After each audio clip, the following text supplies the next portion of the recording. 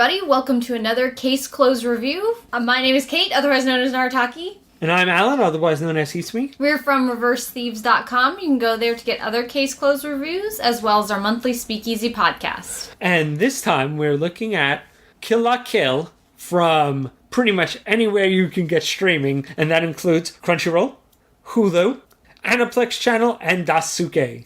And it is from Studio Trigger. I think this was probably the most talked about show of the fall/winter season. Maybe Space Dandy was the only one that even... Yeah, it was either that or Space Dandy. And it pretty much just depended on the time of the week you were going on for anime discussion. It was one of those shows that I felt like everybody really had an opinion about. You know, like a really strong reaction to whatever it was.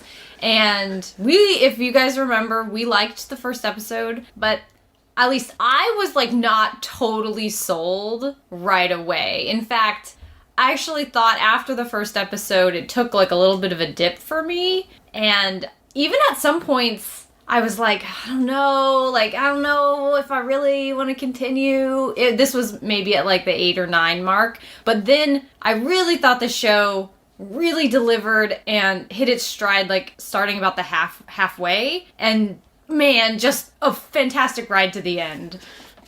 I feel like because a lot of these people worked on Gurren Lagann, I feel like the same thing happened with you in Gurren Lagann. Like, there's this, I love it, then, slog. Oh! Yes, yay! I mean, maybe a little bit. I didn't think of it that way. In quite a bit of difference, though. I feel as though I wasn't confident from the beginning. And man, I have to give everybody props who had total faith in this show from the very beginning, because I didn't. I really didn't. I mean, I totally admit that I wasn't sure that it was really going somewhere with its premise. I wasn't totally sure that it had it all figured out, and that it was really kind of trying to tell like a really interesting concept. You know, a little, like, I was kind of worried it was all style and no substance, you know, that sort of thing. And that wouldn't necessarily be a bad thing, but people were like, no, it's got these layers, you know, from the beginning. And I'm glad to see that I absolutely believe it. It really, really made it true by the end. Yeah, I feel like it has a good mixture of kind of crazy over-the-top antics, you know, nutsy nuts, you know, crazy fan service, big fights, but there is, if you want to dig your teeth into it, some deeper layers and some kind of interesting interpretations that you could have and more going on. I mean, it's not fully the most profound series, but there's definitely meat to it. There's definitely things to dig in and layers to look at. And see, I just don't feel like the show really proves that until about halfway. And I feel like once we figured out, like, once we knew who Nudist Beach was, and we got an idea of sort of the bigger story, that's when I really got hooked. And that's what carries it through to the end. Because you mentioned the fan service, Alan. I know that's like such a big concept in this series, and it's not that like there isn't a ton of fan service, because I think even if you're making commentary on fan service, people can still see that as fan service, you know, like. But I do think that the series is like, it pushes it to almost this grotesque boundary that everybody, I hope a lot of people took away, that it was so ridiculous that was the commentary that, like, we've gotten kind of, I felt that it was, you know, about, this is what you think is totally normal, but then once I feel like they bring the men into it, I hope that was, like, it felt like, okay, now does everybody see how ridiculous this is? Because these are the types of outfits that, you know, you might see women wearing, and we don't think anything of it. And even, like, Satsuki and Ryoko's outfits at the beginning are just the worst. They're, like, the most horrible costumes ever. They're awful. But they know it. And I feel like the series wants you to know that and like they almost look painful, you know, at times and things like that. And again, that doesn't really mean that it isn't fan service, because like you can't prevent people from finding it that way, but I do feel like it was trying to say something about it. And especially when the men came into it, because you know everyone was like, oh my god, are you kidding me? The nudist beach mechas pretty much sum it all up. And then once everybody joins nudist beach and is wearing like the most tiny little outfits, and there's like these light flashes that are blocking your view of people's like crotches, and especially the head of nudist beach with his like constant purple glow.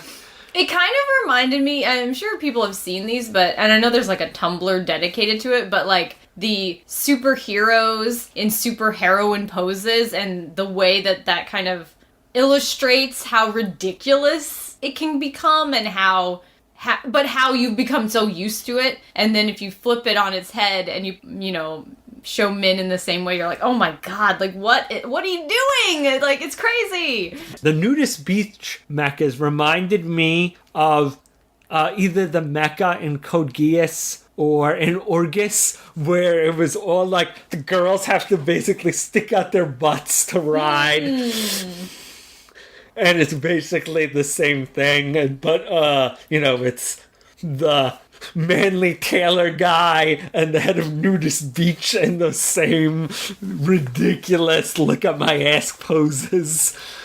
And I really liked that it went all the way there, and it really took it to the extreme, and I feel like that really made it work. Also, there's like that one whole episode where Mako's mom like can't stop looking at the head of Nudist Beach's junk. Like, she's just like constantly focused on it. The show had amazing comedy. I mean, I think that was strong from the beginning. Like, there's that episode where they're trying to get to school, which was so fun. And I think that led all the way through. Even when we got to the super serious final battles, there was still funny moments, and it worked in the universe. It never felt like out of place. Mako's role in the show is almost reflective of the tone of the show. Like, the more totally goofy she is, the more totally goofy the storylines were, but the more she was integrated into the main plot was the more the main plot was going on. But once again, Mako's always a silly character, and Kill la Kill is always a silly show. So in a weird way, she is kind of a meter stick of the story. And she's, of course, a big piece of I mean, her family is, like, almost the comic relief of the whole show. Because they're kind of funny in a different way than the rest of the over-the-topness is. I suppose at this point, you know, maybe we should talk about, like, the actual main characters of the show. Because I guess I will say before that is one of the things that really struck me by the end of Kill la Kill was the fact that this was a story about Ryoko and Satsuki and Mako and, you know, Ryoko and Satsuki's mother and Nui. It was about these women, and it wasn't about the men in there. Like, it wasn't about men. It was about... The main characters were women, and it was about them, and there was no romance, which is so rare. I mean, wow. The only guy who was really integral to the plot was Satsuki and Ryoko's dad. And he's dead before the series begins. And I guess you could say the suit, I mean, Senketsu, I guess. He's, you know, he's not really a man. He just has a man voice, but he's clothing, so. But yeah, I can't explain how rare that is.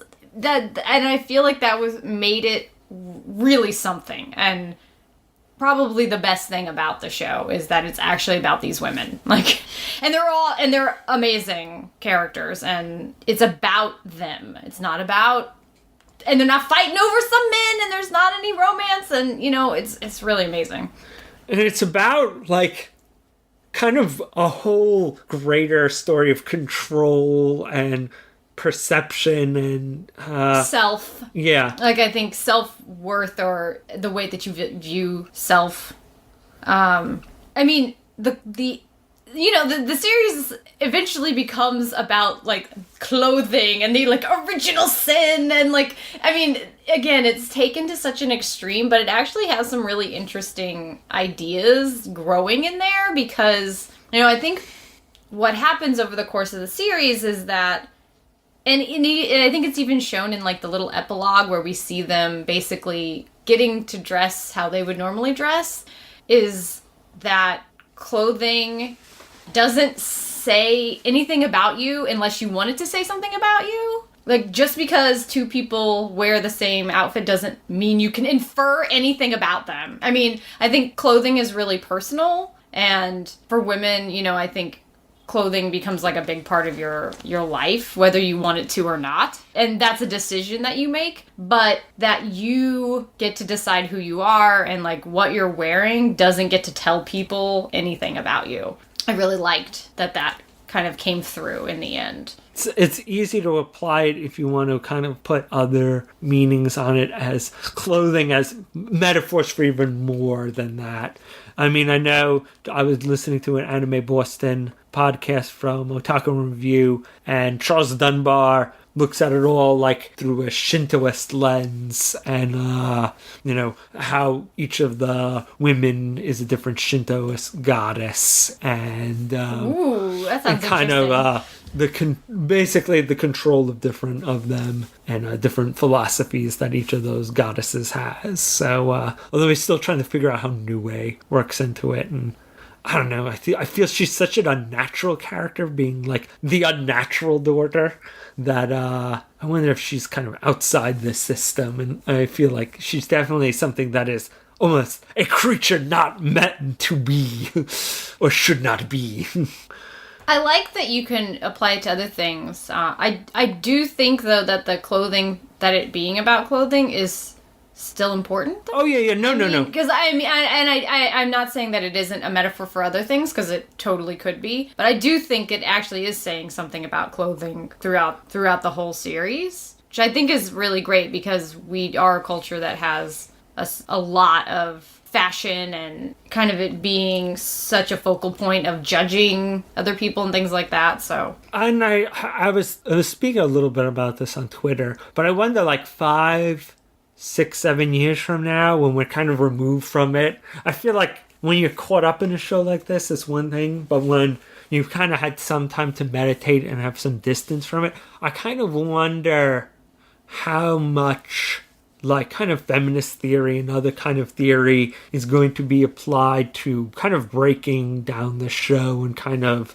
like, interpreting it different ways. Because I feel like, once again, although the show does seem to be a lot of flash and just stylishness, I feel like if the show remains in the consciousness of fandom, or at least academia, it could have some really interesting breakdowns if people basically use what's given there. I would love to see that, because I do think that it actually delivers where I thought that maybe it wasn't going to. And also, Satsuki is my hero forever. She's like, I want to, like, grow up and be her. Because I feel she's such an interesting character, because as much as Ryoko is the main character... What? As much as you and Shad will try to ignore it, she is the main character. She is very straightforward, almost shonen protagonist. And not necessarily shonen male protagonist, but just shonen protagonist of, like, I'm gonna avenge my father. Must work towards defeating the bad guy. She's so very straightforward in both her goals and her methodology. And she's hot-blooded. Like that, Whereas Satsuki is definitely the richer protagonist, even if she's the secondary protagonist, because she is the one building the grand plans, marshaling people here and there. I mean, the reveal of what she has been doing was just the most amazing episode. It was just really, like, you believed in her all along and you knew. I mean, there is sort of a kind of a weird government aspect to sort of her way of going about her goals that, can be troubling, but she's just such a strong and resourceful, and she has so much forethought. Well, then again, you also have to remember, what twisted house did she grow up in? And how does she defeat such a place? Yeah. I feel like you could talk, especially about her head 4, could be a whole thing on themselves.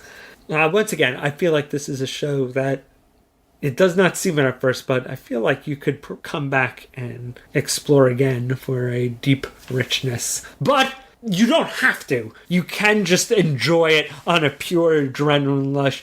Look at those hot ladies and that cool fight, that fun twists and turns, and you don't have to break it down for a deeper meaning. You can just enjoy it on a purely surface level. You can, but I really hope that people were able to take away at least some of the ideas within it, because I mean, I feel as though, I guess I'd be a little disappointed if you just took away, hot girls or something. I would be like... I feel like every once in a while a show like this is good, because it could be, baby's first show with deeper meaning. Yeah, that's what I mean. I hope that, at least some of it kind of, dawns on you, or, you get just a little bit of it. I feel as though... it might be losing a little. A lot of the immense meaning shows tend to turn people off, especially if you're not, totally into academia or, deep readings. You could be like, I know other people enjoyed this, but it's just like Homework, the cartoon. Yeah, well, it definitely doesn't feel like that, that's for sure. It feels like popcorn. You shouldn't just take it as popcorn. You should, after you go back, be like, wow, that was really fun, but... And that's exactly what I did at the end, and I'm so glad that I made it all the way through, because I feel as though it rewards you for doing so. Great job, Studio Trigger.